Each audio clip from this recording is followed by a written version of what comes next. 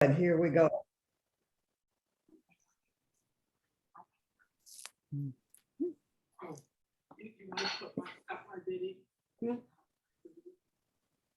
Can you mute it? Can you mute it? I don't know. Are we muted? Wait, I just want to get this. Hold on. Oh, it's 3:06. Well, Harold, I want to impose on you a little bit, okay? Okay. I think most of us know how does everybody know how coming to the table got started? Is there anybody? No, I do not. It's Kate Lanneman, and I'm from Sarasota, the UU church there. Okay. Well, Harold, as I understand it, there was a family, right, in Harrisonburg, and they realized they were linked descendants. Right. And they linked descendants. There was one ancestor. There was the enslaver, right? And he had two families, one white and one black. And they, grew up separately, but knew that they were related. And then the family of African American descent invited the family of European descent to one of their family reunions. And they found that they had a whole lot more in common than they were different. And they began to form a real family. And then they got Southern Mennonite University, Eastern Mennonite University involved. Right, in Harrisonburg, Virginia. Yeah. Harrisonburg, Virginia. Mhm. And then where did you, I know you were on the first board. Right. And Um, I came to the very first meeting in Harrisonburg, and that was a meeting in which the Harristons, Wally Harrison was the father of the group that started that. It brought together other people who were involved as descendants and cousins with each other. For example, the families of Thomas Jefferson and Sally Hemings came together, and a couple of them of the Jeffersons lived here in Denver, and I traveled with them, and I had been involved in Traces of the Trade, the story from the Deep North, that documentary, and we were there. So there were about 5 or 6 families that came together for the initial gathering, and it was to bring together the descendants of enslaved persons and the descendants of the enslavers. And from that one meeting, I think it has grown to 25 or even more chapters around the country. I think it's 50. Well, okay, we'll see. I think it's 50 in 19 different states Well, that's great. and the Virgin Islands. Okay. So Things start small and they can really grow. can grow, right? Absolutely. Well, I am. I think I've introduced myself to almost. Hi, Mister. How are you? Glad to have you. This is thank you. I'm going to be co-facilitating, and Harold is going to be presenting, and we might kind of switch around from time to time. But we are really, really happy to have all of you. And how many do we have? Is this your first time? Okay, 1, 2, 3. Okay, great. So if you need to stop us and ask us some things, please don't hesitate to do so. Now, Harold, as I understand it, when they first getting together, one of the most important things they talked about was communication, being able to talk to each other in productive ways, in ways that made for safe places. That's correct. Yes.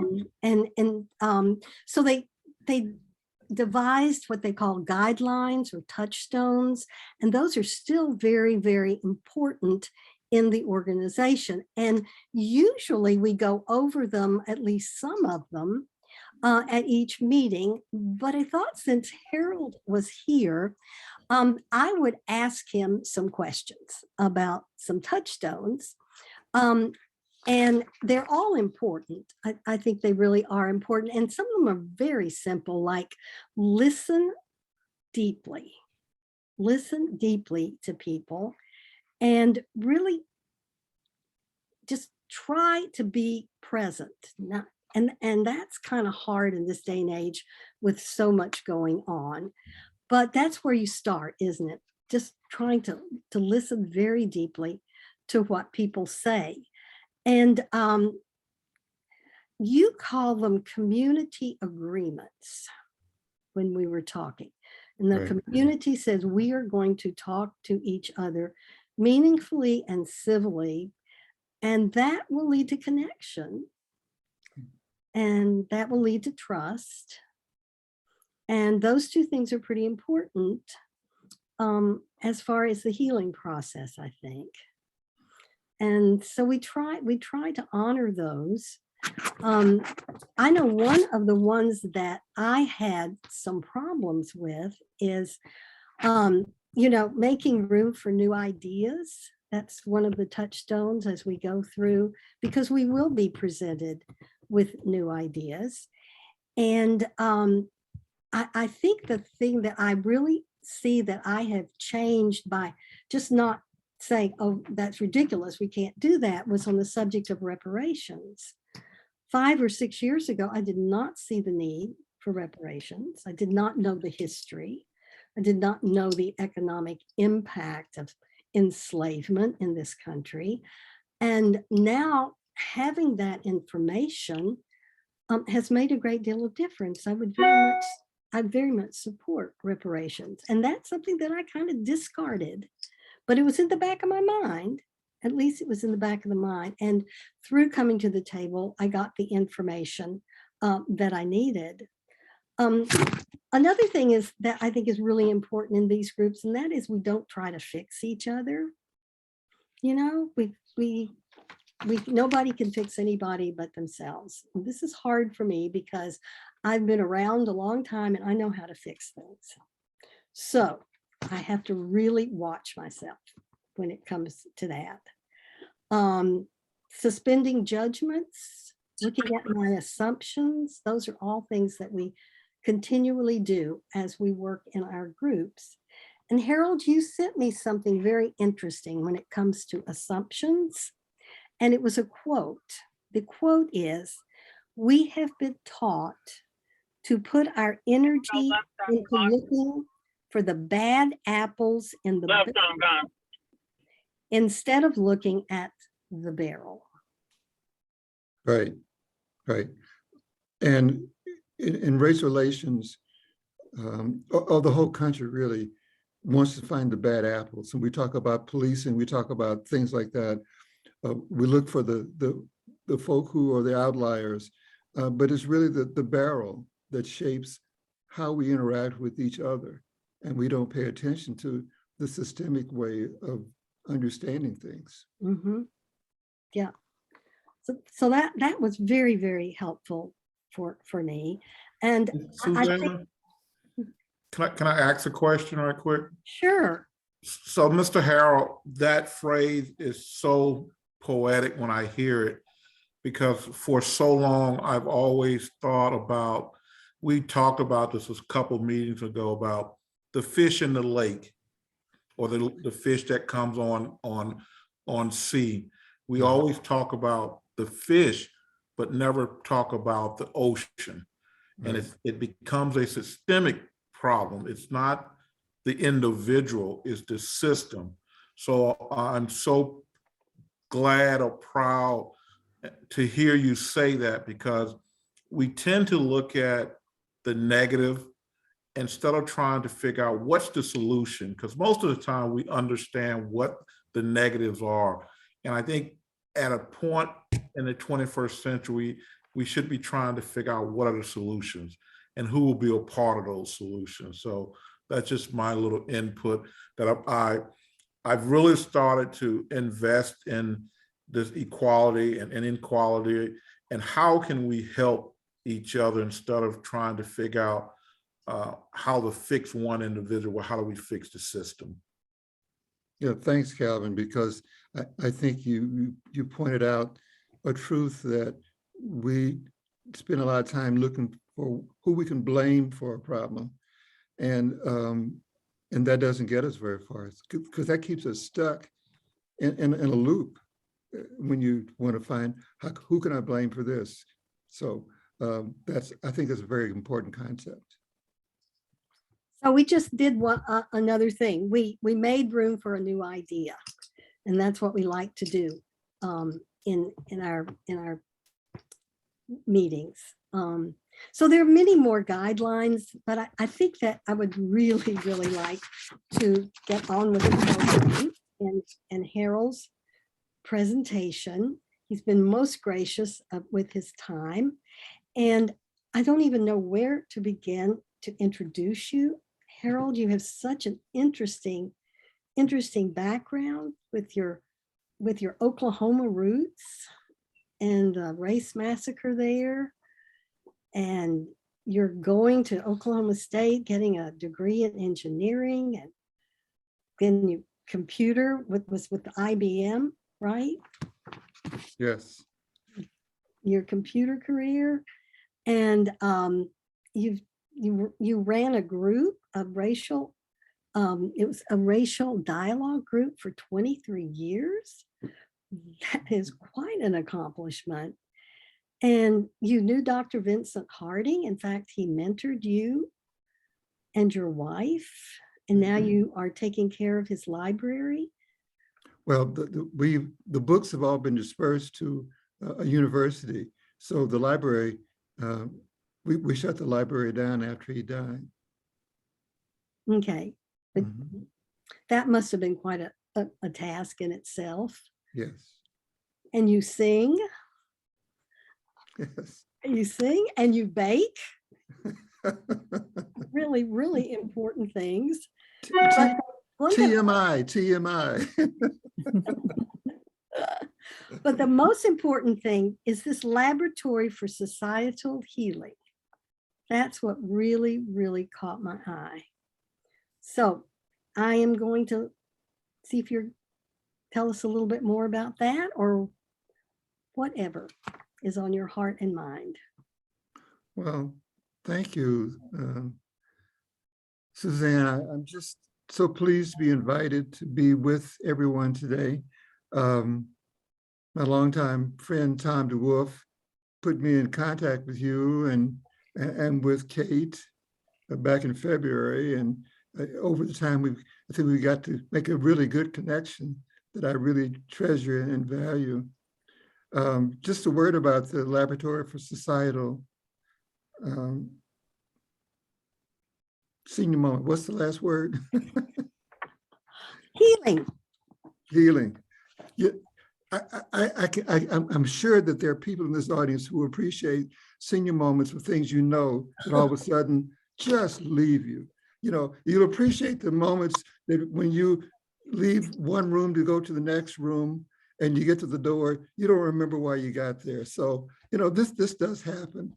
And it's good to be, to acknowledge that it does happen. But Vincent and I talked about the Laboratory for Societal Healing. And he's the one that actually gave me the name to use for that and helped me adjust the approach. And through that, I bring together people from all kinds of disciplines, technology, anthropology, psychology, faith traditions, because I've learned that as a systems kind of person, that you need a lot of perspectives when you talk about problems and try to create a vision. And that's the thing that the laboratory wanted to do, was create a vision. So it is really the foundation for all the things that I do. It was an organization, but I decided not to push the organization, but to let that be the way we operate. And by bringing together people in different settings and building trust over time and creating a foundation for action. So that's that laboratory. Now I'm going to shift here and see if I can use technology here and bring up the screen. And somebody tell me whether you are seeing, You're good. Mhm. I've got to get, now, how's that?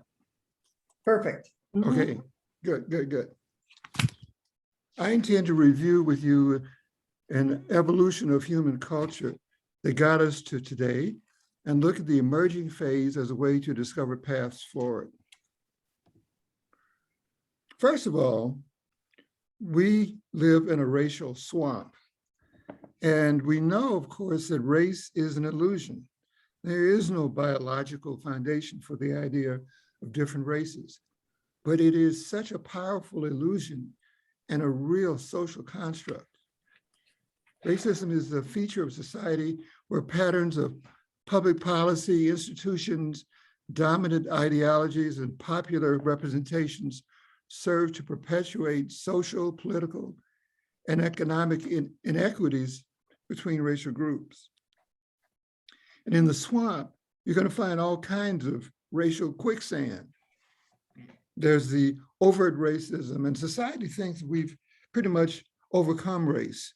We've elected a Black president. We have a Black vice president now. There are Black millionaires. The Civil Rights Act was passed. We're supposed to be colorblind, but that only makes us blind to the systems of oppression that are still in place. There's hidden racism and microaggressions.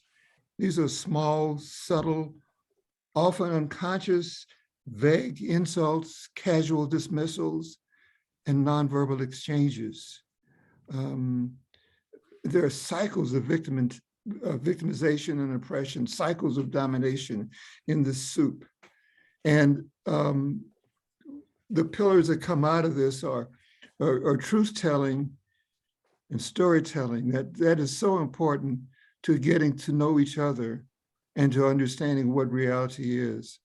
And through dialogue and healing, that holds up this idea of reconciliation and transformation, and of course, repair. But I make no mistake, I'm not looking for people to blame. It's like radioactive fallout that comes from a reactor, that it hits all of us. And we're all affected by it one way or the other, some more than other, based upon where we are in a hierarchy. It's as if we all have a piece of a large jigsaw puzzle and mistake the piece that we have for the whole puzzle initially. And if I get curious and inquire about the other puzzle pieces and other people's perspectives, I begin to see a new and a fuller picture. Initially, somebody may bring to you a piece of the puzzle that represents their truth, that doesn't have the same colors, doesn't have the same patterns, doesn't interlock with things. And initially, we tend to want to reject those puzzle pieces.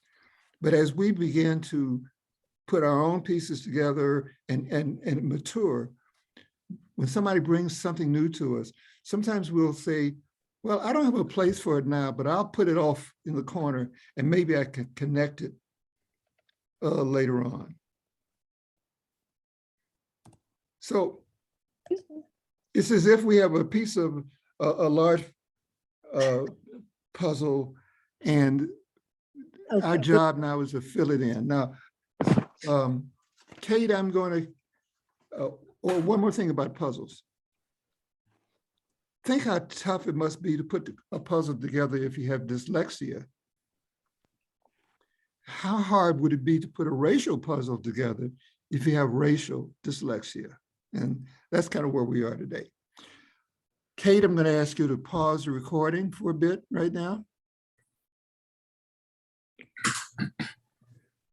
Now I'm going to take you through a quick exercise that involves some simple math. Think of a number between 1 and 10. Now multiply that number times 9. Now, if you're ready to go on, you got that number between 1 and 10, and multiply it times 9. If it's a 2-digit number, add them together. For example, 32 would be 3 plus 2 equals 5. Hope everybody's still with me. Subtract 5 from that result. And now convert that to a letter, such as if it's a 1 that goes with A, B is a 2, and so on. Now I want you to think of a country that starts with that letter. If you got that country in mind, think of an animal that starts with the last letter of the country. And finally, think of a fruit that starts with the last letter of that animal. Did you get this? Denmark, kangaroo, and an orange? Yeah. Yes. Okay. Well, I imagine most of us did. This demonstrates that there's a cultural bias that we have. Certainly, there are other countries that start with the letter D, like Djibouti and Dominica and the Democratic Republic of Congo. And there are numerous animals that start with a K, if Denmark was the word that you came up with, and like a king crab or a king cobra or a Komodo dragon. And there are other O's like an olive or an okra or an onion. Yet we have been conditioned to focus on that which is most familiar to us. We are also conditioned to focus on isolated incidents. If our reaction is to fix just those incidents, then we are dealing with symptoms instead of real values, instead of the deep values. And the iceberg, I think, is a great visual representation of this concept. The iceberg above the ground is what we see and we try to avoid, and we see these icebergs popping up all over our society. But beneath, that's just a tip. Beneath that are patterns, and there are underlying structures. There are mental modes, and there are cultural and institutional values. The framework I want to explore with you today is one that covers 3 epochs of human development. They are overlapping periods. And from my background in large system design, I think of these as operating systems. So I call this the first one, Humanity 1.0. And that covered a period of time where we were creating human cultures from 35,000 years ago to 10,000 years ago. During this period of time, the feminine energy was the dominant energy. And I think of it as humanity's infancy and our childhood. It's characterized by a unity of nature and a profound respect for the powers of the animal world. In this, we say that we were saying, I am one with everything. There's an emphasis on giving and nurturing of life. It's for matricentric, matrilineal in the societies. And during this period of time, during those thousands of years, the goddess was worshipped, the earth goddess was worshipped. Now, archaeologists who study the drawings that are found in caves report that there is a remarkable absence of depictions of war and violence in them. So we believe that it was a time where there wasn't very much violence on the planet. And with very limited communication, people did not have the ability to be frightened by vicarious reports from the other parts of the globe or from afar.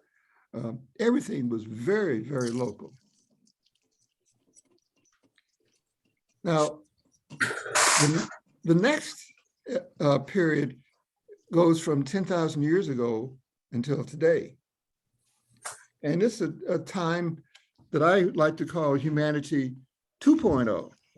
The next version of our human operating system. It's a time, as you can imagine, right now, where male energy dominates. And I think of it as humanity's adolescence. It's characterized by division and separation and specialization. The first thing that people did, they wanted to separate themselves from nature. They said, well, we're not really part of the animal world.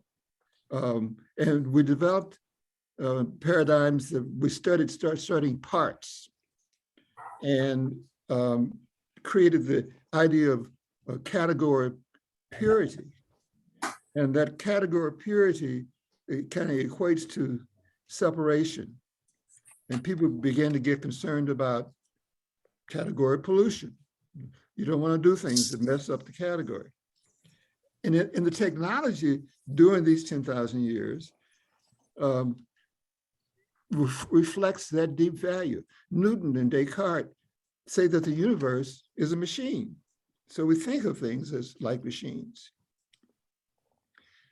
During this period of time, patriarchy became very dominant as a value. And we denigrated the feminine or anybody who acted feminine. When the value system evolved or changed, it was important to make people forget the prior set of values. So the story of Adam and Eve, in that story, Eve had to be made responsible for introducing evil into the world. It also resulted in a fear of our own sexuality. And of course, Wow. with these separations and specialization came the concept of hierarchy. Hierarchies require a high degree of subservience to maintain power. For more than 100 years, America has looked to companies. As Americans, we've looked to companies and administrators for approval to get hired, for example. This means we were trained to find worth to test our potential from whatever job we were assigned to. That was where our value came from. Another example of hierarchy in my culture is the color stratification in the Black culture. This was a tool used in South Africa during apartheid to identify what jobs Blacks would be able to have, and had these color charts. And if you are really, really dark, you're probably going to be cleaning out the trees. But if you were very light skinned, you could possibly work in an office and be subservient, of course. But this, in America, we've known Black sororities to use a paper bag test to determine if a student could join. If you were a girl who was darker than a paper bag, for some sororities, you couldn't join. And so that is one of the results of a deep value that we had about hierarchy. Projecting power externally is an adolescent notion of power. Using that notion, we created the absentee Father God versus the divinity within us. We have given power to our technologies. We recognize the me and the not me and began to assign powers to various gods. And eventually we moved from polytheism to monotheism. So because of power and hierarchy, we wield power over others. There's one sex over another, one race over another, one country over another, one political party over another, one religion over another. People with wealth are viewed to be higher, have more power than those without.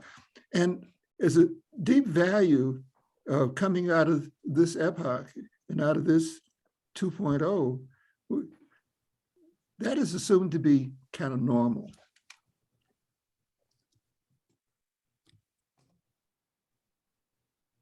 So we project power externally, and we talk about being able to, I already mentioned power over, I got to catch up with my slides here. Okay. So with the faith in things external and outside of ourselves, we've done that to our concepts of the divine and technology. In the Judeo-Christian interpretation of creation, it's pretty human-centered. The idea that God created the entire world specifically to serve Adam's every need. And in so doing, we replaced maternal earth with a father God and drained the whole natural world of its sacred power. Wow. We've also done things like creating God in our own image. We have the male God. And I pay attention to why I see the white Jesus, even though we know historically from that part of the country, it was not a blue-eyed, light-skinned person that would be the historical Jesus. We've learned to develop and worship the individual. So no wonder Western society had fears of communism. No wonder Western society had fears of things that are done collectively because of this concept of the individual being so high on the totem pole, so to speak. I've observed in my technology career that we create things that imitate what the body and the mind could do. I've worked in artificial intelligence, and we've attempted to understand how the brain works. We use trucks and cars to carry things, the things that our bodies used to do. We've externalized that. Of course, it allows us to do things we couldn't do without them, but they're external. Also, we've created a need to control. This involves a conformity to belief systems. If you are outside the boundaries of what that belief system is, then you can be pushed out. And that creates violence in many forms. Just last week, I'm sure you all saw that a Florida congressman pulled out multiple handguns during the House Judiciary Committee hearing aimed at curbing mass shootings.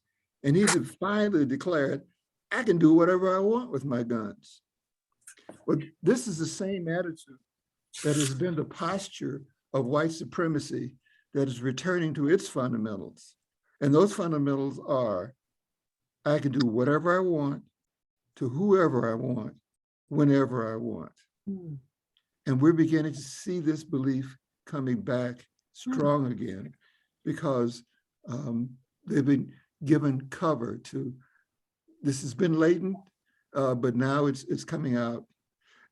We've seen this historically with what happened with the violence in Wilmington, Delaware in 1898, with the violence in my hometown of Tulsa, 1921.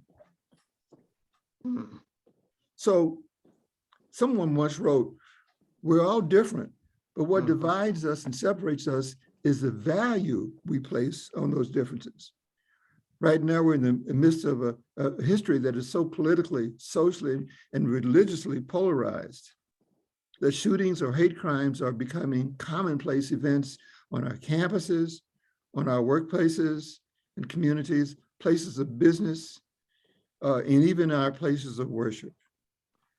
And we lack the resources and training to fully know how to respond to these types of crises, except by way of law enforcement and intervention and subsequently imprisonment. But these are only Band-Aids to a much larger problem.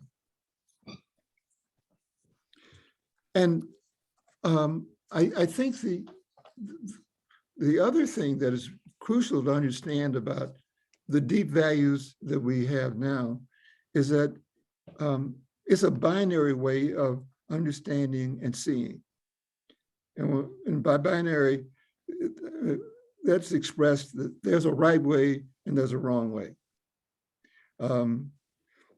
But Niels Bohr, the physicist Niels Bohr, says the opposite of a correct statement is a false statement. But the opposite of a profound truth may well yet be another profound truth. But we use binaries to define and reinforce power. The binary is not simply about control. We have internalized the belief that if we are good and right, then we'll be loved. Now, right now, we are experiencing each other through a binary electronic representation that's literally binary. In the programming world, binaries are all ones and zeros. Our electronic experience of each other is becoming more binary. I think about this every time I see people walking around glued to their phone screens and not paying attention to the real world around them. We designed and we created this environment. As a technology person, I have to take responsibility for this. And I've learned to put a lot more focus on unintended consequences of the things that we create. Do you know humans are not binary at all?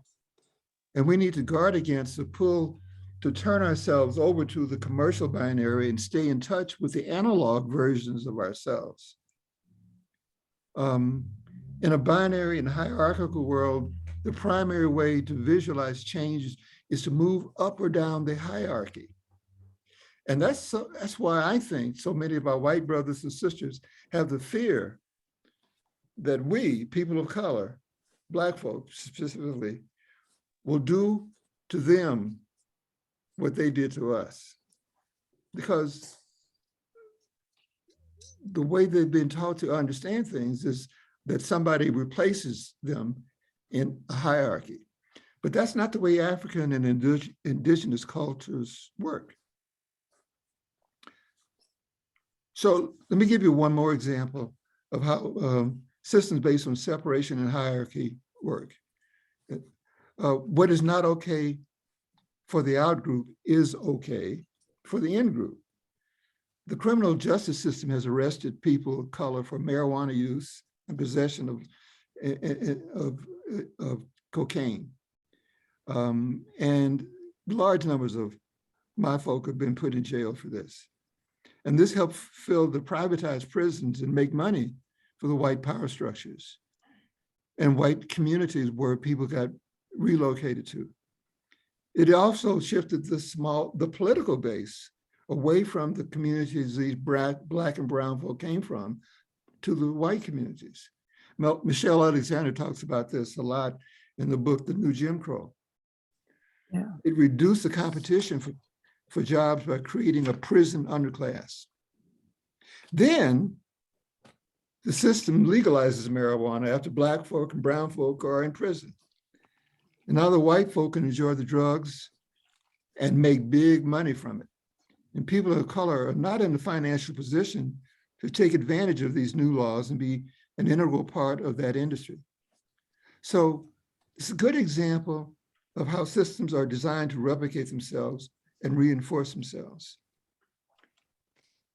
Never forget the systems are intentionally designed. They intentionally produce what they're designed to produce. And it will keep doing this unless the system is interrupted. So we have to seriously reconsider how much money and energy to invest in school or police reform instead of transforming them to a different system. And this whole idea of blame instead of mutual accountability is a tool of humanity 2.0. Is used to reinforce separation, such as the racial hierarchy. We now exist somewhere in the overlap between version 2 and the next major period where something new is being born that I'm going to talk about shortly. And the chrysalis, of course, is a protected stage of development. And it's a difficult one internally. And the overlap could last for a few centuries. Now, think back on the previous slide, we're talking about thousands of years. This overlap is not necessarily a short period of time. It could be centuries itself. But in this overlap, the Western idea of time is that it is linear and that progress is linear. But it's probably more like punctuated equilibrium, where there's a period of stability that's interrupted by unexpected change. This leads to chaos, and we can have these periods of chaos. And because of that, there is a rise in fundamentalism. People are desperate to hold on to the familiar, so they resort to fundamentalism of all kinds. There's a feeling that if we do the familiar harder and faster and better, things will be okay. But if necessary, violence is employed to reinforce the status quo. And I would advance to you that technological and economic and religious fundamentalism are impediments to honest assessments and healthy practice. It's really like having an identity crisis. And humanity is going through one of those right now. This is typical for adolescents trying to grow up who do not know what to do with the new energy that's going through their bodies and their veins. And of course, as parents, we learned that the adolescent brain is not fully formed at all. When my boys were teenagers, I remember how they used to open the refrigerator door and just stand there. And, hoping that something better would come out of there. But, teenagers also would take things out of the refrigerator, but they don't put things back in. And so as adolescent humans, we take things out of Mother Earth, and we've not been very interested in putting things back in for a long time. So today's crises are a part of a natural process. It's clearing out what no longer serves to make us work and what we don't need in order to evolve. Reality is alive, dynamic, and interconnected, yet most of our cultural, societal, and political and economic structures act as if it were not so. And I think this is because these structures were designed to support an old set of deep values. Many of the beliefs we've been living by are now burned out stars, and they'll be trying to keep navigating by those burned out stars. And we have this fear of the slippery slope. And that is, if one change will cascade to impact everything else that we hold near and dear in an old epoch. Now, I want to explore what appears to be the emerging values for humanity 3.0. They're not in full control by any means, but they are new paradigms that are attempting to take shape. In this next release, it's a release of emerging values, where neither the male energy dominates nor the female energy dominates. And I think of it as humanity's our adulthood, but not necessarily our maturity. Excuse me. And during this time, we are remembering human nature. We are putting it back together to create this balance between the male and the feminine energies. We are holistic human beings. We're seeing ourselves that way. Astronauts are blessed to be able to do this by experiencing this, looking and seeing the Earth from space. And the artificial political divisions, they don't see them. And it's very transforming for those who go in space. And I guess it's going to be transforming for those millionaires who can buy their way up there now as well. But I think we're all going to be able to catch that and have that vision. And it's reflected in our sciences now. It's reflected in our adoption of quantum physics as opposed to Newtonian physics, which sees the wholeness of things. Power is democratized. I see power as more like a matrix. It is a good example of that is the internet, where there's not one single controlling thing, but we all have an opportunity to share, but it's not perfect. And it's power with each other, but not necessarily power over each other. But to do that, it requires real humility, which we have a shortage of developing with humility, how to put humility and power together. We've got to realize that that people are more important than capital. And we're seeing that happening more and more. And we're trying to reclaim citizen ownership of public life. We're one species in a complex ecosystem. And this includes economic integration as well. The economics that we have lived with have worked against ordinary people for the benefit of the few. I think of it as spiritual period instead of religious dogma. And what we call science and what we call spirit are part of the same thing. 2.0 religion speaks of Earth with a relationship based upon our duty to the Earth, as opposed to our dominion over the Earth. When someone cares for the Earth, it is something that we're learning to do with passion and love. I think we're moving toward a new theology. The old prayer of teach us to despise the things of the earth and love the things of heaven. We're overcoming centuries of loathing of the physical real world. And that's no small task to overcome centuries of that kind of perspective.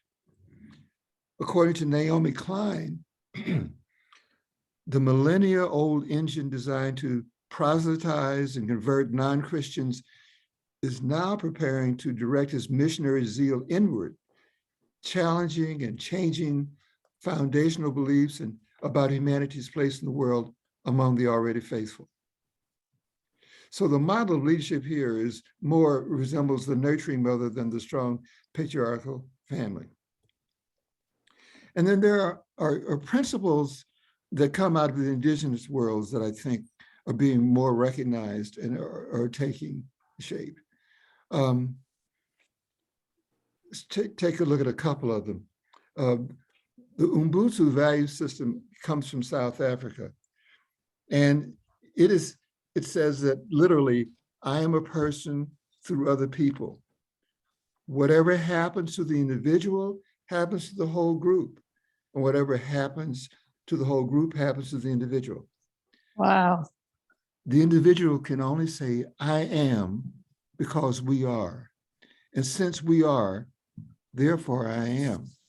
So you can see that we were having to make this shift from individualism to seeing ourselves as being interconnected and interdependent. And sometimes instead of hierarchical charts, I look at it as bubble wrap, that we are connected and wrapped around each other. Hawaiian indigenous values are characterized by olu olu, which is non-discrimination, comfort, and compatibility. It includes group consciousness and effort, and an inclusiveness with a sense of humanity, love, and caring. So instead of the domination, individualism, and exclusion culture, which initials are die culture, we think of how do we interact together as one entity. And these ideas that are emerging are deeper than any one tradition. We are beginning to think like a species instead of individuals. Now, Dr. King talked about a revolution of values. He says, a true revolution of values will soon cause us to question the fairness and justice of many of our past and present policies. This is a theme he returned to again and again. These words are delivered in 1967 in the famous Breaking Silence speech at Riverside Church in New York City. This time he said, we as a nation must undergo a radical revolution of values. We must rapidly shift from a thing-oriented society to a person-oriented society. When machines and computers, profit motives and property rights are considered more important than people, the giant triplets of racism, materialism, and militarism are incapable of being conquered. Now, let me repeat that. He says the giant triplets of racism, materialism, and militarism are incapable of being conquered without this radical revolution of values. But America has yet to heed, to address, or even understand this concept. This speech was written by my friend, Dr. Vincent Harding. It was given 1 year to the day before King's assassination. And Vincent always felt that this speech directly led to the assassination. Vincent often said that we are citizens of a country that does not yet exist. It is constantly changing and seeking to attain a set of ideals that have not yet been realized. Through my association with Vincent, I've gained an appreciation and love for our country as a work in progress, constantly changed by those excluded from its promise and by the contradiction of capitalism. So let's compare and review. Humanity released 2.0 values are characterized by things like people who are poor just need to work harder. Or in life, winning is the only thing that matters. Or a company's main focus should be its profits. But release 3 values seem radical by comparison. Building relationships is more important than building profit. Happiness is more important than money. And protesters are the most patriotic citizens.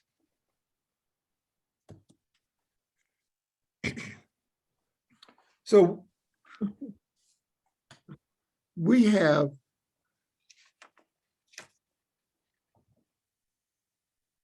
the possibility of becoming a butterfly. Think of the caterpillar inching along on the ground and looking up and seeing the butterfly and saying, man, you're never going to give me up in one of those things.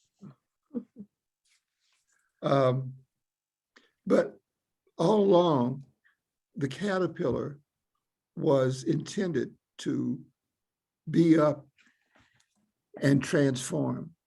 So I want to kind of focus on a conversation that talks about the imagination that's necessary to get that.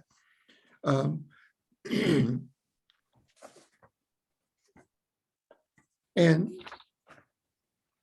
it was a conversation between Grace Lee Boggs and Angela Davis that they had some years ago before Grace died.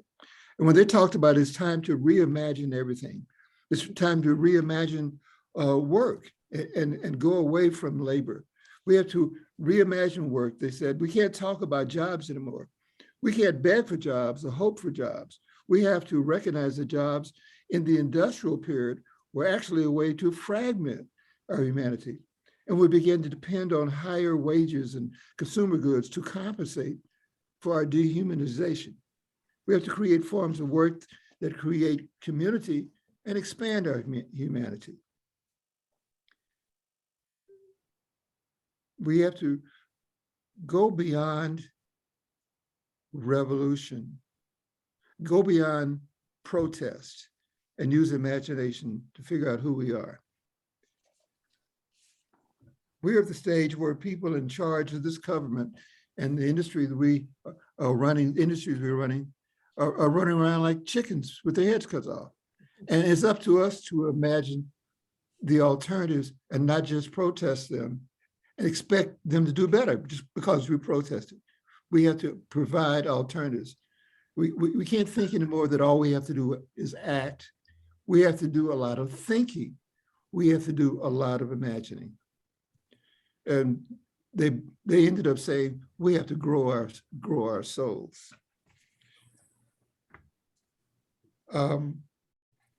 There was a,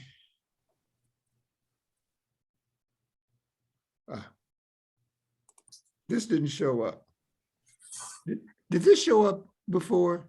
I don't know how I skipped this.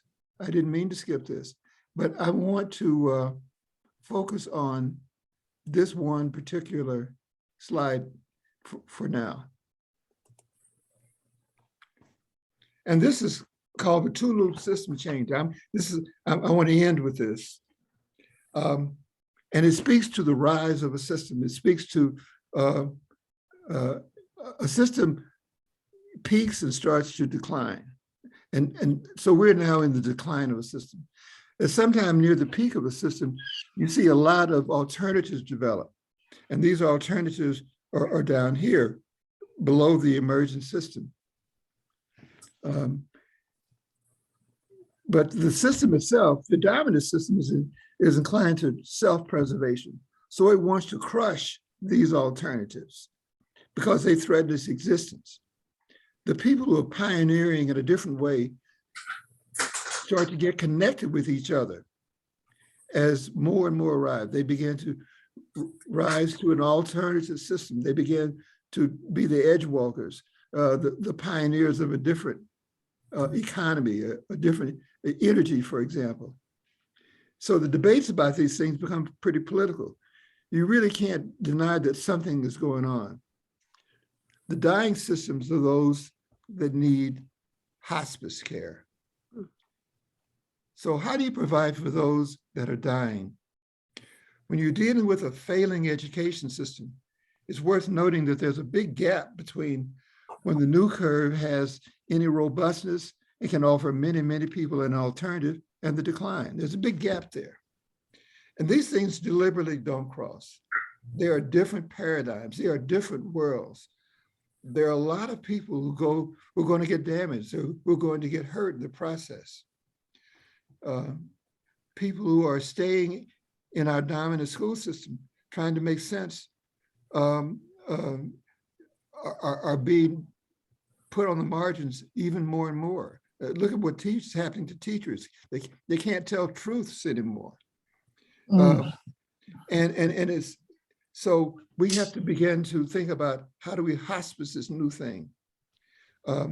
Those who are doing the alternative work of creating and inventing the new educational approach, who are not inside the dominant system, are not ready to capture the number of people who are falling out of the old system. So it's as much about helping the old system decay with dignity so that the new system can emerge. There's an illusion of permanence, the assumption that nothing has changed, and that so this gap between the belief and reality gets wider. So what is hospicing? Hospicing is attending to the emotional and spiritual needs of individuals and organizations, helping them accept reality and let go of the past. The resources need to be decomposed. And the old regime, we get a sense of the new and try to copy it based on the old logic. And that's what we do. Everything's seen through the old logic initially. But they're still supported by the underlying system that's disintegrating. And it may be that many of us who are baby boomers have the opportunity to do our last act of generational transformation by helping to bring about this change. Robert Jensen, a professor at the University of Texas, says, instead of asking, how can we save all this? We should probably be asking, how do we hold on to our humanity as well as all of this? How do we hold on to our humanity as all of this changes? That's what he said.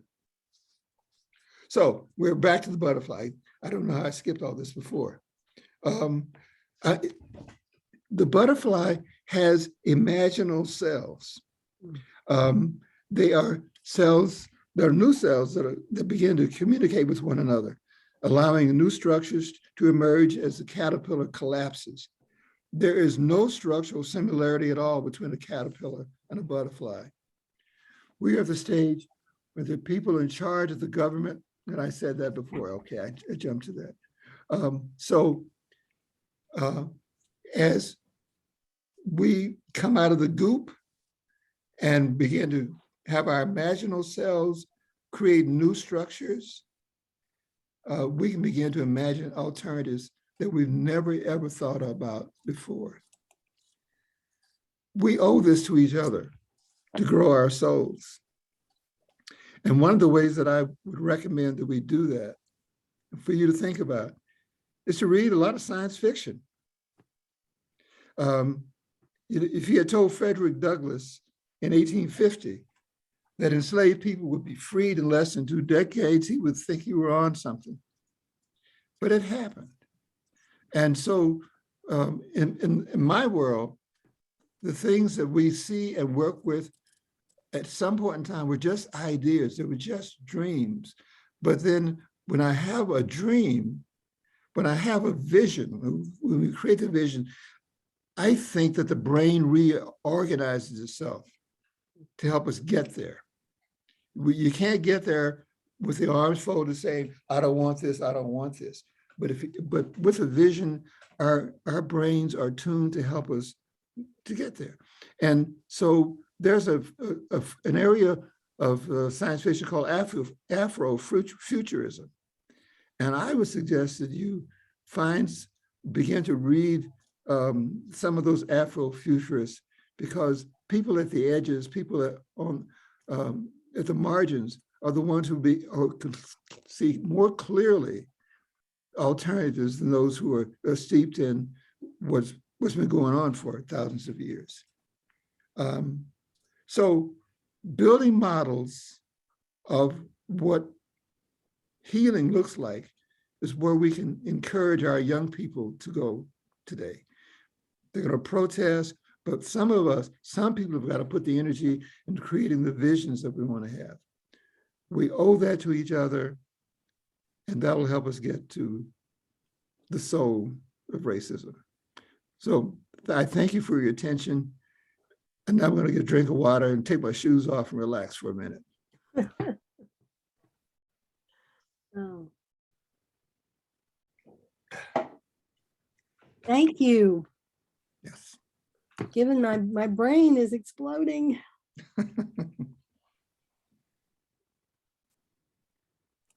There's a lot to process there, isn't there? Yeah. I love that when I have a dream, a vision, then my mind, did you say my mind helps me get there, or? Oh, I'm thinking.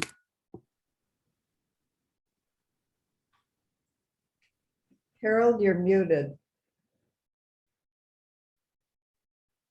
I'm still muted. Thank you.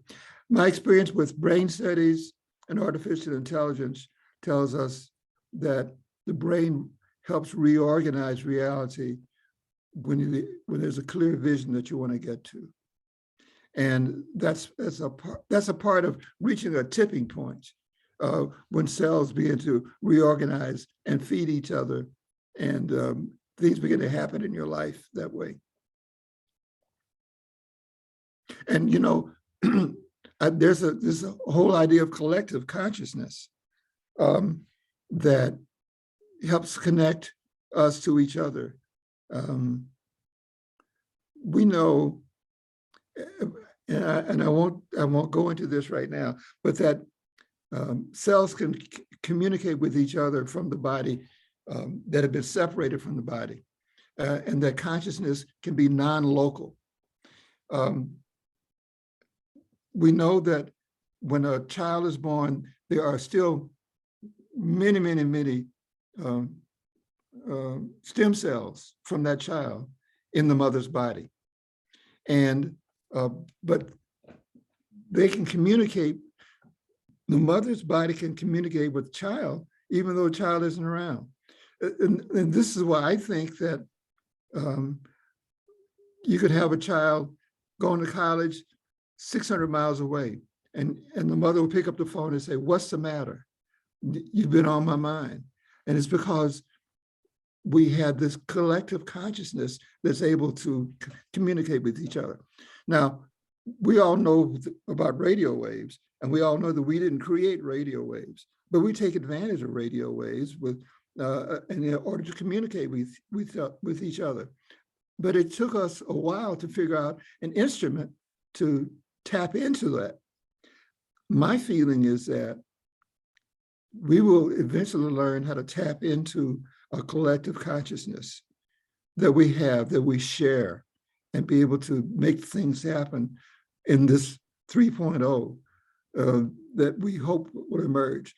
But make no mistake, there's no guarantee that a caterpillar is going to survive that dark night of the soul. They don't all make it. And things go backwards at times.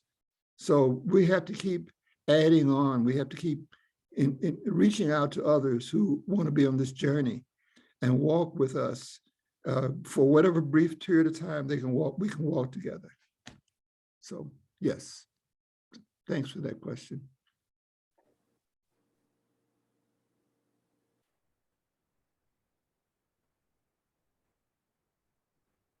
So I turn it over to you, Suzanne, to do the things that you all do after a presentation now.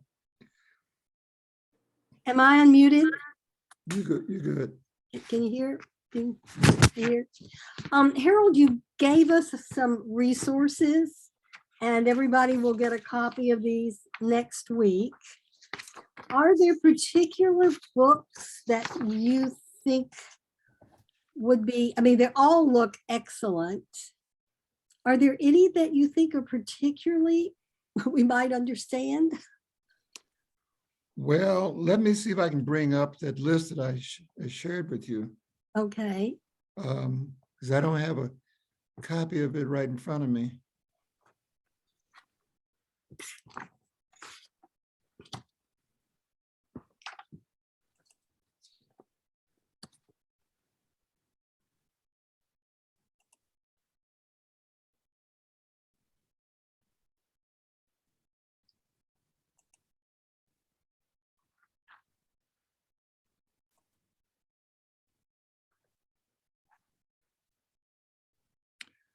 Oh,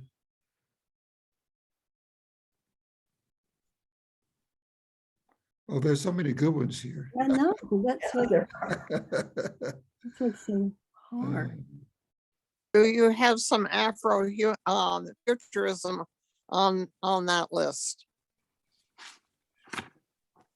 In the past, I've enjoyed reading science fiction greatly, just because it has ideas that are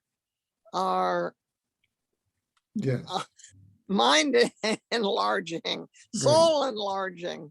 And so, yes, I'd be interested. Right. You know, there's one book on here that kind of jumps out at me. And it's the book that Isabel Wilkerson recently wrote called Caste. Oh, And Yes. I think this is an important one to understand the caste system that has been put in place. And the idea that free people see themselves differently than freed people, F-R-E-E-D. When you've been freed, then you're always fighting to get the rights that others take for granted. And it's always a struggle. And so there's a new kind of abolition that we have to continually go through. And Isabel talks about that. So that's one that jumps out for me in the list that I'm sending your way. The 1619 project with Nicole Hannah-Jones is a very good one to review. Nicole was at my high school this week in Tulsa, and she spoke. It was actually on the 31st, which is the anniversary of the massacre, and she has great perspectives in her book, and is a great review of the history that got us to where we are today. Let me just, while I'm thinking about it, you know, many of you probably hadn't heard about Tulsa. It wasn't in your textbooks. Right. But recently, there's been a great deal of publicity. Movies have been created about it, TV series, documentaries of all kinds. But it is, without a doubt, one of the greatest moments of domestic terrorism in the United States. And it took the city of Tulsa 99 years to agree to even look for the mass graves where we believe people were dumped. We know that over 300 people were murdered and killed at the time, and their bodies were dumped. And I was there 2 years ago. 1921. No, I was there last year on the day that the massacre happened, and I was at one of the mass grave burial sites that was being excavated, and I watched the ritual that they were going through at the beginning of the day to have prayers for the souls of those that they were searching for. And that day they found 17 more bodies. So this kind of thing is still going on. And I often say, these are not microwavable moments. This is a slow cooker. And we have to be willing to put the energy into laying the foundation, creating the vision, doing the imagination work that's necessary.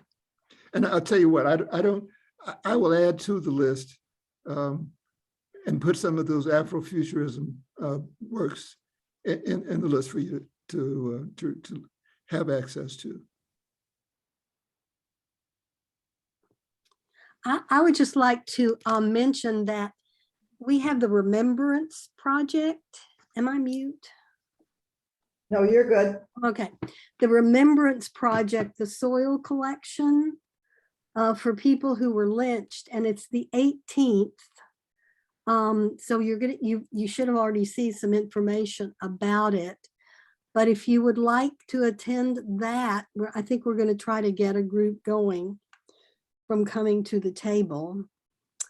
And I think I think that's powerful. What do you think about the lynching and remembering people?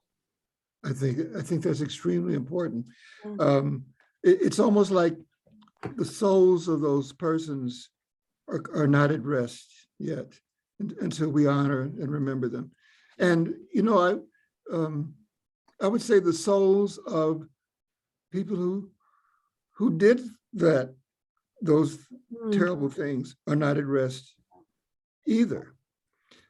So it's a spiritual process that we have to go through to bring the healing together. When I went to Montgomery and went through the lynching museum that Equal Justice EGI put together, and I was looking for the name of a particular person who got lynched, and he was in Louisiana, and he's the brother of a very good friend of mine, brother of the godmother of my boys. And I had to find the parish that he was from. But his name wasn't there because he got lynched in 1952, and there was this cutoff that they had to find, had to verify names. But then I went to Oklahoma, and of all the counties, Tulsa had the greatest number of names, and it's 2 columns.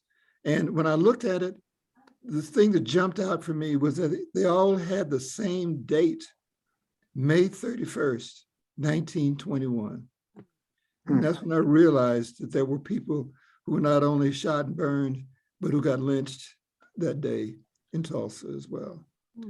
So we know that there were over 4,700, sometimes, but perhaps over 5,000 lynchings that happened, that were documented, that we could find accounts for. And this was a regular occurrence in America. And it was entertainment. You see the postcards of white crowds who take pictures of themselves and then mail the postcards out to others, and it would cut off body parts as souvenirs. And so, you know, that's part of that whole thing. I can do whatever I want, whenever I want, to wherever I want, and that we have to remember so that we don't let that happen again here in this country. Mista had her hand raised. Mista, do you want to come off mute and ask Harold your question? Yeah, I did a film called What's Up My Medivas. It's about getting rid of the N word and replacing it with the M word, which is Mediva. And you know, if you need to know what Mediva is, it's the name they gave Nelson Mandela and also the name of a 17th century South African warrior. I've geared it towards our youth. And at the beginning of the film, the young kid is sleeping and he has a nightmare. He's listening to music, and every time the N word comes up, there's a flash of someone being hung, of white people looking and smiling and stuff. And some people have said to me that I have to put a warning because of the graphic scenes. And I'm sort of, I don't, on the one hand, I could do it, but I also want to add that these are not actors. These are real people that this actually happened to. It is a part of our history that we've been hiding from. And it's part of the process of going through change. And what you just showed me and what you said makes me know what I have to do now. And I want to just say thank you. You've been very enlightening. Good, good. I'm glad. I also would like to send you the link on how it's on YouTube for anyone to watch. Just type in the Mediva movement. It's only 14 minutes long, but I plan to put it in schools and churches and youth centers across the United States. It's also a way for white people to be able to pay reparations, because just in the simple thing of referring or calling us Mediva, when you couldn't say the N word, you can say the M word, and it would be a positive way of referring to us. And anything that you do repetitive becomes that. So we need to do it. You guys need to do it. Thank you. Yes, yes, yes. And I'm also trying to figure that out, Mista, so I can send it Just type Mediva movement in the search bar. in the search. I have no clue. I wish someone could help me with YouTube because they have not answered me back. But every time I put it up twice, I changed the link and it showed for a few days and then or hours, and then it went away again. But no one is answering me back. Okay. So how do you spell that? I typed it in the Chat. chat. Okay, thank you. And Guranam has a question. Guranam, do you want to come off mute, or you're off mute? Sure. All right. I tried to be subtle by putting the question in the chat, but I'll just say it out loud instead. I was going to go to you next. I was just wondering about some of the elements and the design and the meanings in the logo for Mr. Field's organization. Okay, the logo is an Adinkra symbol that talks about community, and that is about communities supporting each other and helping each other. And then the other things are right behind me are a representation of the mountains of Denver and the city background. So I actually mean more specifically the actual logo of the organization, because it looks like the body of a woman. Is it meant to? And then it's got the, the symbol in the upper part and the symbol in the lower part. And I was just wondering if you had more information about the various elements and how they were put together. well, that's an Adinkra symbol. And I can look that up. Ooh. And What was the word you said? Adinkra, Adinkra, as a West African symbol system. Okay. Yeah. Thank you. Yep. Harold, I think this is really exciting to Suzanne and Nancy and me, because as Suzanne told you earlier, we've been studying a lot of the same things you're talking about, the intersections between science and spirituality, particularly quantum physics. And certainly are very much in agreement with you on the ideas of this and oneness and how we are all in this together. We also see it through the field, that's where we get some of our history and knowledge, and that's how some of the communication is passed. Does your thinking include the concept of a field, a quantum field or an akashic field or anything of that nature? Consciousness field? Well, I certainly support the idea. I think it's connected to a consciousness field. And there are so many areas of quantum physics that apply. I think somebody mentioned fractals a while ago, earlier today. I like fractals. Yeah, and the concept that things get reproduced at the largest area down to the smallest one. And so if you look at it from a fractal perspective, the healing that I can do for myself and around me can be replicated on a larger scale. And I think that's one of the realities that we are learning about, that is just beautiful, absolutely beautiful. Yes, it is. Yes. I want to mention that somehow the chat has become disabled. I don't know if anybody intentionally did something, but. Oh, really? Mine seems to be okay. Okay, when I go to chat, it says chat disabled, but I don't know why. Okay, if it's only me, never mind. It's not only you, Guruman. Mine is also disabled. It's Mine is also also disabled. disabled. Weird. Mine's disabled. Mine's disabled. Yeah. Mine's disabled too. Yeah. Can I ask a question from the phone? Sure. Okay, first I'd just like to say that I thought this was a fascinating and inspiring discussion, so thank you very much. The question that I have is, do you think that formal religion gets in the way of mankind's ability to focus on our oneness? Because there is a tendency for formal religions to think that only their religion is legitimate. Thanks for that question, Sheila. And I really do think that religion has a major role in the propagation of racism and some of the other isms that we have, because they're about conformity to a particular belief system, and you have to agree to be a part of that belief system. As far as race is concerned, you know, there are the popes from Spain issued an encyclical which authorized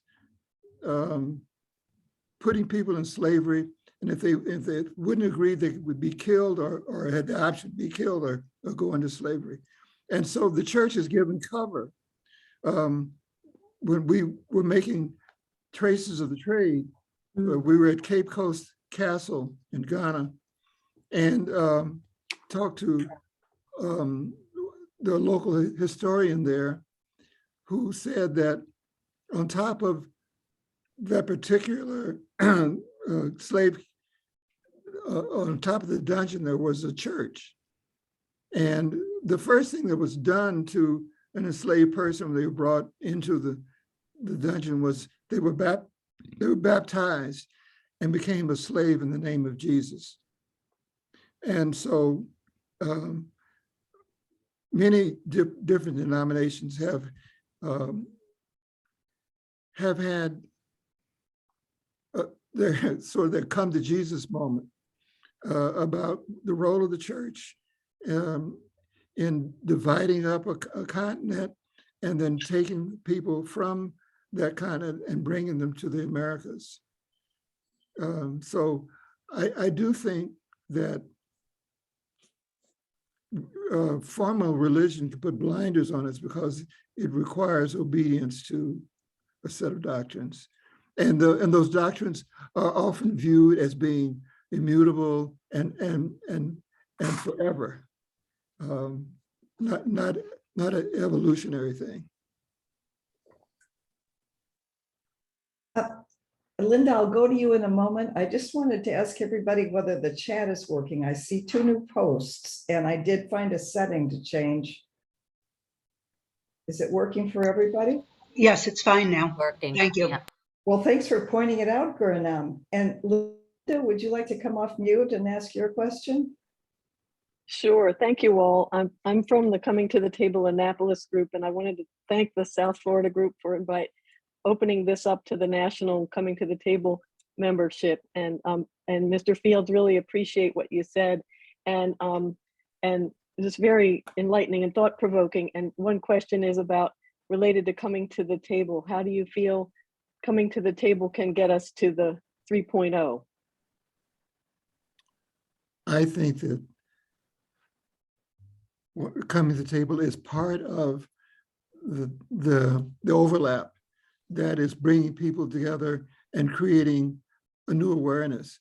And by getting people to talk to each other in ways that they can connect and find that they are family. You know, if folk are understanding that they're connected to folk who don't look like them, that's an important thing too. That's a kind of family reunion that's important. I have to say that I've had some pretty big family reunions. My dad was one of 16 kids, and I have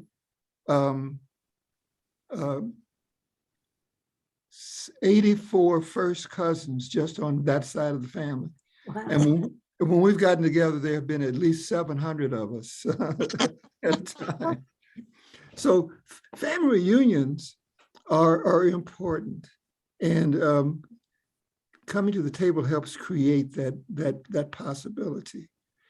I remember when David Works was a Jefferson descendant who lives here in Denver, and he and I would travel together.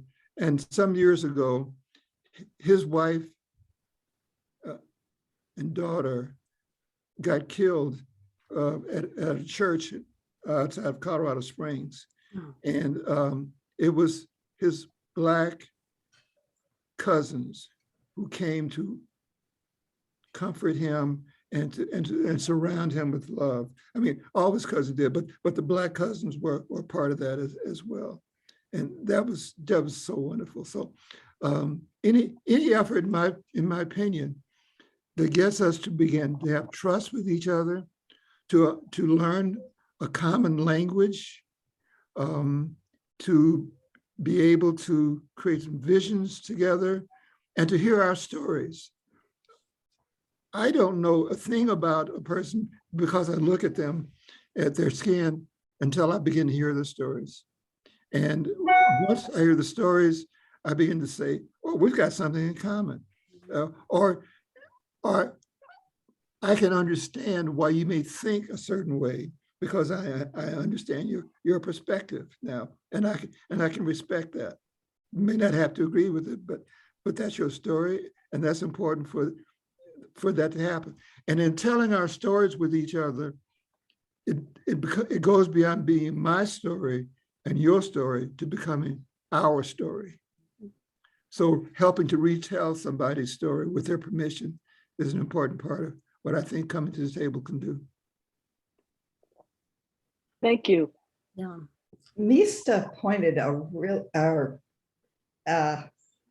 posted a really interesting comment in the chat. She says, I'm so conflicted on religion and God. In the communities of people of color all across America, there are more churches than anywhere else. I know we had our own beliefs from Africa, but those are gone. And we've adopted Christianity, which allowed slavery. I don't know whether you have any further comment on that, Harold, but. When you say when she says we've adopted Christianity. Who is we there? Is that the US or Black folk?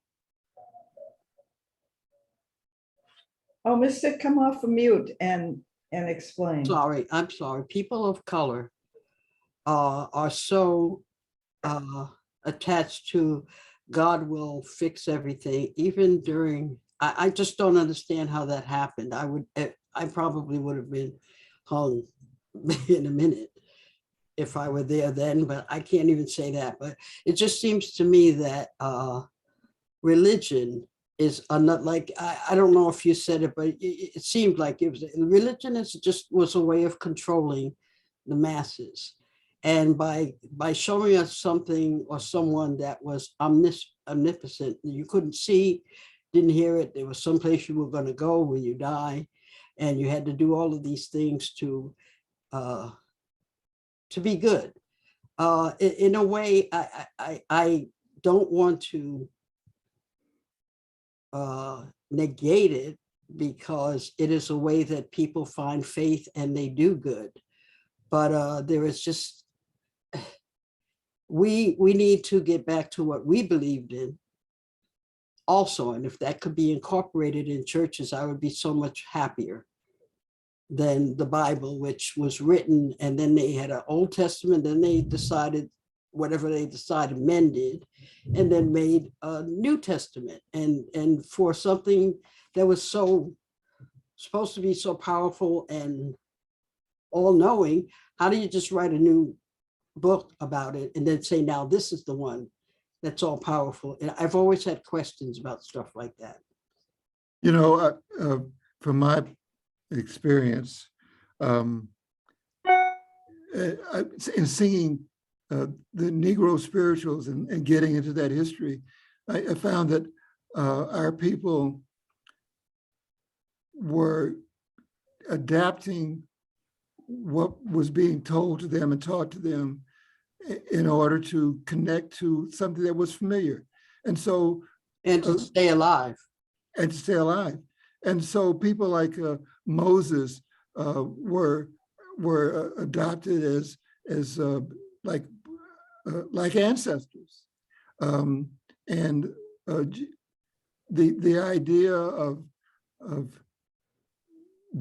accepting all that was being thrown at us, we changed that to help ourselves survive, as you say. And we used the songs as protest to say things like, do you remember the song, Heaven, Heaven? I got a robe, you got a robe, all God's children got a robe. When I get to heaven, gonna put on my robe, gonna walk all over God's heaven. And then it says, everybody talking about heaven ain't going there. And so, the symbolism was, went over the heads of those white masters, because first of all, they didn't realize that the word heaven really meant freedom. That means getting away from here. And so everybody talking about heaven ain't going there. And so these were some of these were protest songs, and some of these were used for escape purposes, and to be signals as to when it's going to be safe to go, or there will be an escape tonight. Talk about things that we would take scriptures about things like the rapture, and where people would disappear. And what that meant was, there are some among us who would tell the slave master would rat us out. And so maybe tomorrow, because the sermon that was preached by the Black minister to his people was about the rapture, is that out in the field, suddenly people are going to disappear. And there's going to be some left behind who won't know what the hell happened. And so there's a lot of symbolism that we use to connect us to our African roots. But over time, I would agree that we have lost that, and that we need to reclaim the natural African spirituality that was taken away from us. People in Brazil were able, the slave trade continued in Brazil a lot longer than it did here. And so there was always word coming from the motherland of what was going on there. When of those 12.5 million Africans that were brought across on the transatlantic slave trade, only 4.5 million were brought to America. And that's because the laws changed and the slave trade became illegal, even though there were some who tried to sneak things in. And that's when they started forcing us to breed, to build up our numbers. And so we lost contact with the homeland. And it is so hard to reconnect that.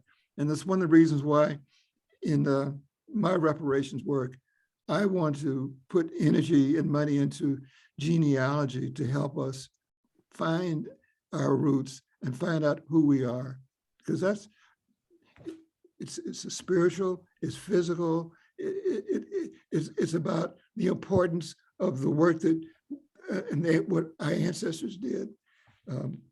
But I agree. I have my issues with the religions that we've adopted as well. Judy Kaiser made an interesting comment. She said, I recently heard that the Bible was changed to delete the story of Exodus, so enslaved people would not learn about that freedom story. Can anyone comment on that? Well, there were things that were not taught to the slaves. There were versions that were given to them that didn't have that in it, so that they would not be encouraged to see them as freedom fighters. And but the enslaved people saw Jesus as a freedom fighter and adopted him as an ancestor, as a freedom fighter.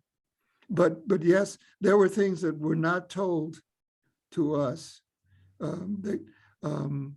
But they would keep in slaves obey your masters. That was there. So yes.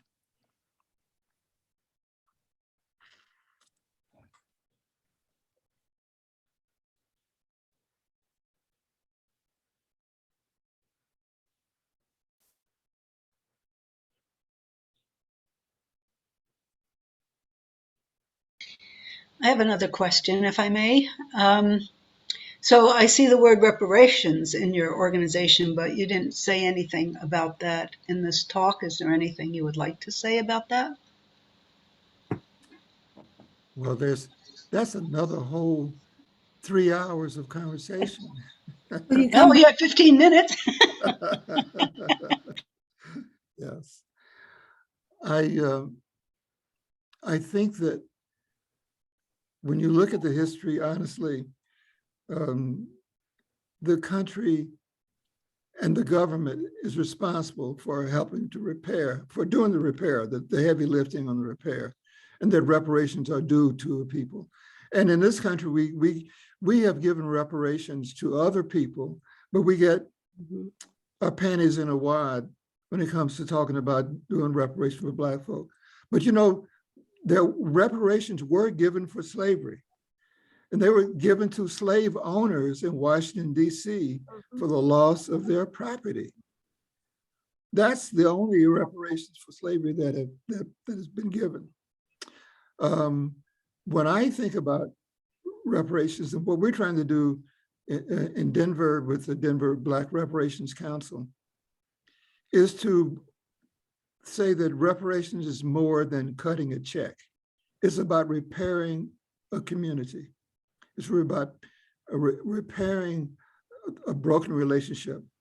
And the relationship that was broken was not only economic, but it was a spiritual relationship between distant brothers and sisters. And that has to be repaired. So we're looking to recover from the vestiges of slavery and the things that came after slavery, the Jim Crow, the redlining, the mass incarceration, the Black codes. All these things were put in place to make sure that Black people stayed, quote, in their place. And then there were ideas that were never allowed to come into existence. And we're hoping to help bring some of those into existence. But we see reparations as being having a very local focus, in addition to the national focus of HR 40. I got to spend a day with John Conyers in 2008 at Sundance. And he came specifically out to Sundance for the premiere of Traces of Trade. And he wanted us to present this whole thing to Congress. But the top-down approach has its limitations. My grandfather was a Baptist preacher from rural Oklahoma. And he said that politicians and a lot of preachers have dog leadership. And when you're going down a country road, your dog is going to run in front of you until you get to the crossroad. Then the dog's going to wait to see which way you go, and then will jump in front of you and lead you again. And so in that regard, I think we have a major role in figuring out what's possible with the idea of repair. And when I talk about reparations, I use the word repair more often to repair the harm and the damage that's been done on both sides of the ledger. And if we can create the laboratories that show what can be done locally, then we begin to create the groundswell that gets the attention of those lawmakers in state governments and in national government. And then we're actually leading them in this process. And so it's about money is absolutely required, absolutely, to fix things. But you know what? If we gave every Black person in this country $400,000 tomorrow, where do you think that money is going to end up? It's going to end up at Mercedes, Nike. It's going to end up in white corporations, unless we do some things to try to rebuild the communities that were destroyed. Tulsa in 1921 has often been referred to as the Black Wall Street. But it wasn't because of a capitalist model. It's because people were taking care of each other and working to make sure that everybody got what they needed in the community. And that's kind of the spirit that needs to be recaptured in America when it comes to repair. Everybody's going to benefit from the repair. If you can reduce the poverty level and the gaps in education and wages and wealth and those kind of things, if you can reduce that by 70% in communities of color, the whole society has benefited from that. And there's a benefit to all of us to make good and do the right thing. But I'm seeing this out of this vision of the 3.0, in which we see ourselves as interconnected and we're supporting each other. That's the approach. Audre Lorde said something that you probably heard before, which bears repeating right now. The master's tools will never dismantle the master's house. They may allow us to temporarily beat him at his own game, but they will never enable us to bring about genuine change. So we don't want to use 2.0 tools to repair. We want to do 3.0 tools. And I would be happy to have another conversation with you about the kind of connections we're making, the kind of things we're encouraging people who have resources to mentor and put energy, not only their money, but their talent and their time into the community, and see themselves connecting and supporting Black businesses as opposed to ignoring them, because we typically live in separate spaces, and that works against us. Well, we would definitely like to have that conversation, Harold, when you can come back. So Mr. Fields, Yes, sir. You were highly, highly talked about for today, and you have overshadowed, you hit it out of the ballpark. And thank you, Susanna. We would definitely love to have you back for reparation. But I want to ask a question about the Bible piece, which is very interesting. Back in the slavery days, would you have considered the teaching of the Bible in the swamp or 2.0? That's a very interesting question. Because I'm asking because I believe the Bible now, I'm trying to see if it's in the 3.0 where we take parts of it and we figure out which part works for us and which part don't. But I also wonder during the slavery time, because it was used for force and power and control, was it in the swamp? I think it was definitely in the swamp. Okay.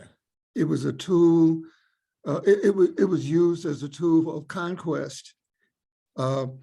Africans will say on the continent, the missionaries came and they brought the Bible, and we had the land, and they said, let's pray.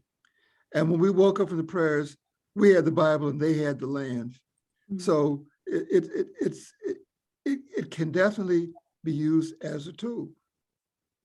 But yet we don't want to lose the spiritual nature and the truths that are present, that are evident in lives and in reality all the time. There are many, many, many truths. But you know, if you look at the history of how the Bible got together and what things were eliminated from it, not put in it. I mean, it's a political document just to start with, because of how it came together. So I think my question, I guess, as we move in the future, because the biblical teaching now of the Bible is the soul and the spirit must align with God. So if that's the thinking of most people, how do we change that if it's a falsehood? And how do we begin to see the divinity within each one of us? When I look at the faces that I'm looking at right now, how do I learn to see the divinity in all those faces right there? I really do believe in a higher power. We have a vocabulary disadvantage that we use the word God for it, but other societies may use something very different from that. And so we've been conditioned to think of it in a certain way, but there's something that connects us that's greater than all of us. And I think we need to learn to see that in each other and in all those things around us. We're a part of all of that. So to me, that's a new awakening and understanding that concept. Thank you. But of course, I am not a theologian. So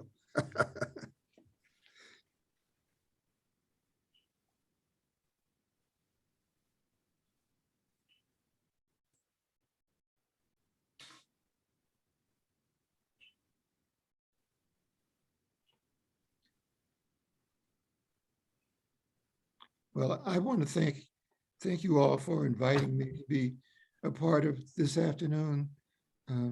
It's been, I appreciate your questions. I appreciate your interest, and I'll be sending you some more things to chew on. Please, And, please, yes. right. And at our July meeting, we're going to have some discussion groups around Harold's presentation. So we'll be sending out some questions and we'll be sending out resources. And we don't want this to stop here. It's a beginning, definitely a beautiful beginning. Thank you so much. Yeah, Harold, the chat is just full of thanks, appreciation, and gratitude. And I think everybody was just delighted for this quote, excellent and thought-provoking presentation and discussion. Thank you very much. Yeah, I'm looking at it now. I can't talk and chew gum at the same time, so I can't look at the chat, but I'm seeing that, and I'm very appreciative of these great comments. So I want to save these and look at them. So thank you so much. Thank you for being here, Harold. Yes. Thank you. Very enlightening. Thank you.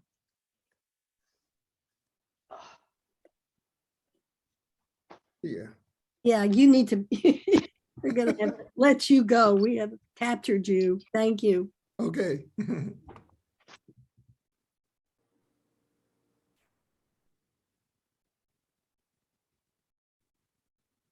Well, I like what you said, Calvin.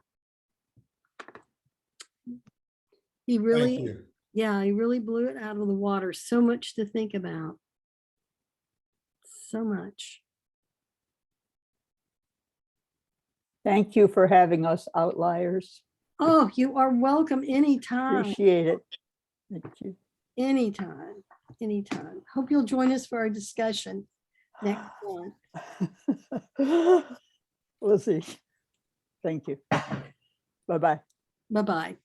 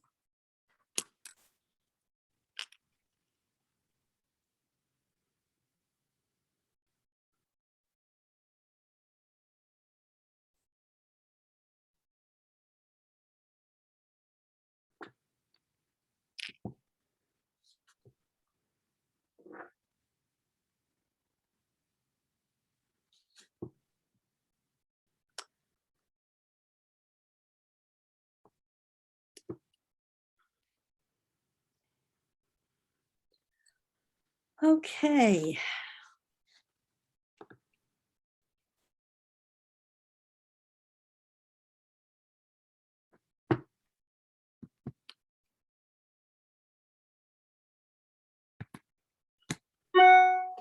It's kind of hard to switch into the steering committee mode, isn't it?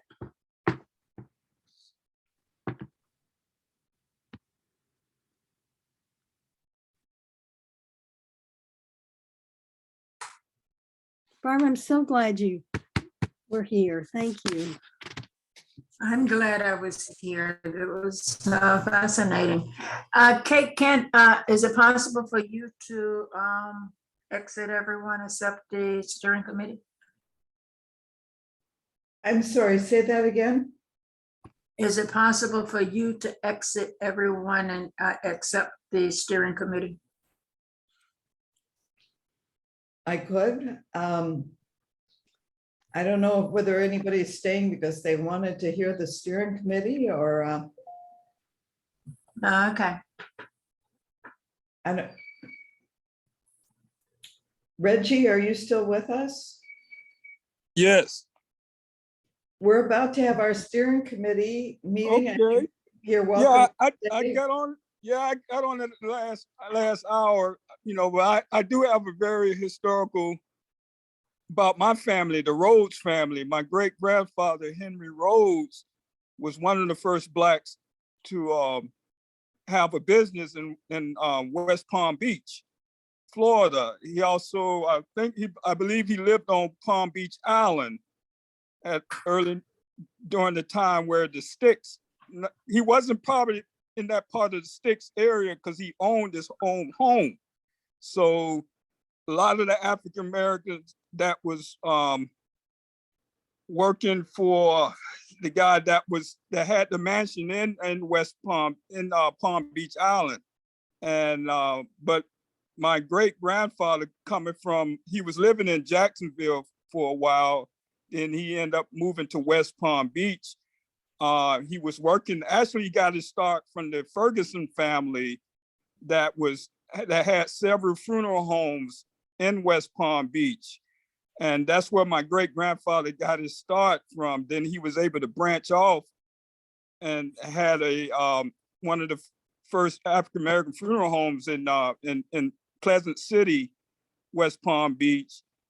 And a lot of history that I have about my great grandfather, but the history this Rhodes family goes all the way back to the Revolutionary days, that my family that came from the Rhodes family from North Carolina that fought in the American Revolutionary War.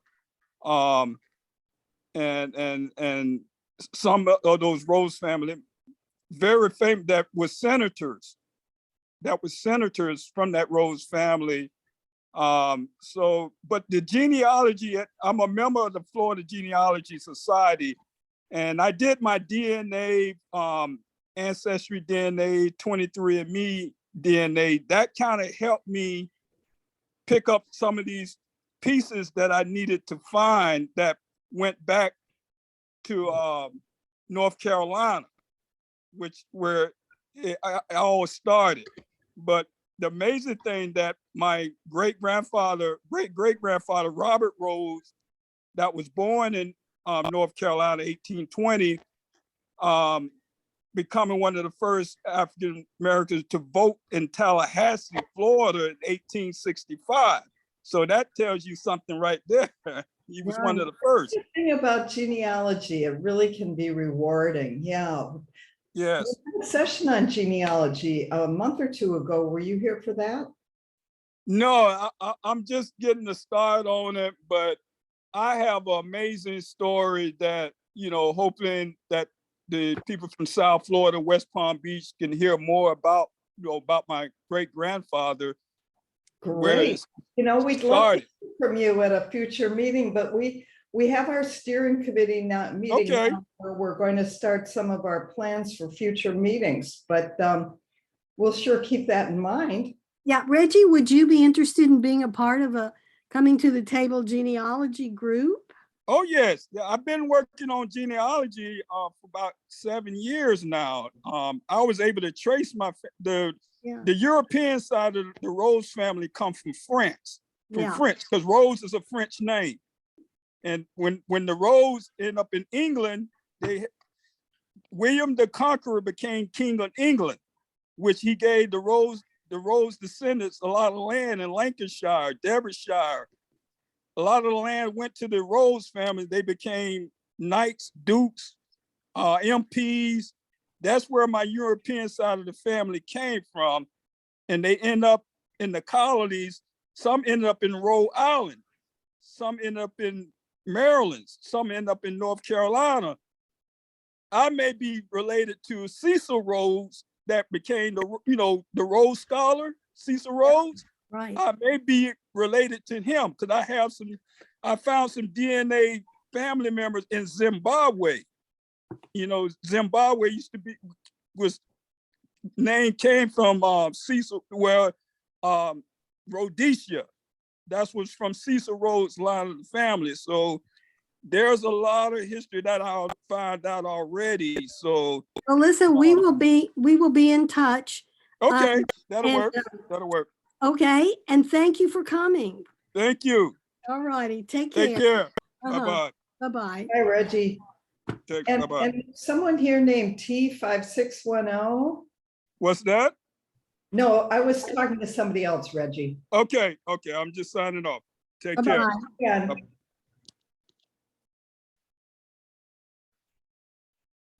Is anybody on that? T5610, I don't know who that is. Chat pin hide non-video participants. I don't think anybody's on there. Well, I don't think we have anything secret to say anyway. I don't either. But I think somebody's probably there. Okay. Okay, wow.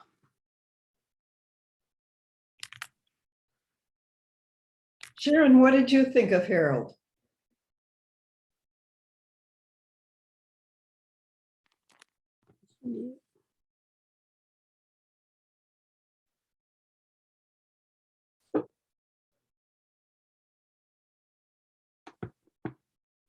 Sharon, did you enjoy Harold? I did. I thought that was a great presentation. Good. Really good. And I noticed that there were 3 people from my church who were able to attend today. There was a Marcy and a Phyllis and one other person I noticed. I think I wrote their names down. Phyllis